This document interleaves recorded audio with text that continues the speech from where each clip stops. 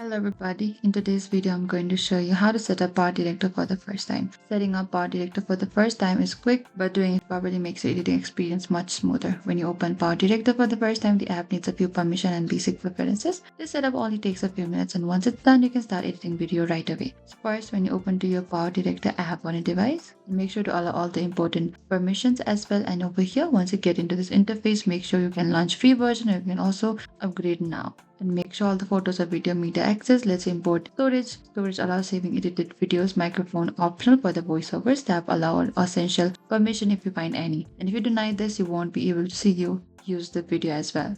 And after that, once you click onto this new project here, and make sure to choose an aspect ratio on the bottom right over here. There's a 16:9, 9:16, or 1:1, 16:9 for YouTube, 9:16 for TikTok or Reels, or 1:1 for the Instagram. Select the video's photos from your gallery and tap next after that. And that is always choose the correct aspect ratio, allow permission properly, and start with short clips to learn faster and save your project quickly from the export as well in the top. And setting up PowerDirector is simple. Open the app, allow permission, optionally sign in and start a new project. Thank you for watching this video. I hope I could help you. If you have any queries or confusion, please comment down below and we will reach out to you very soon.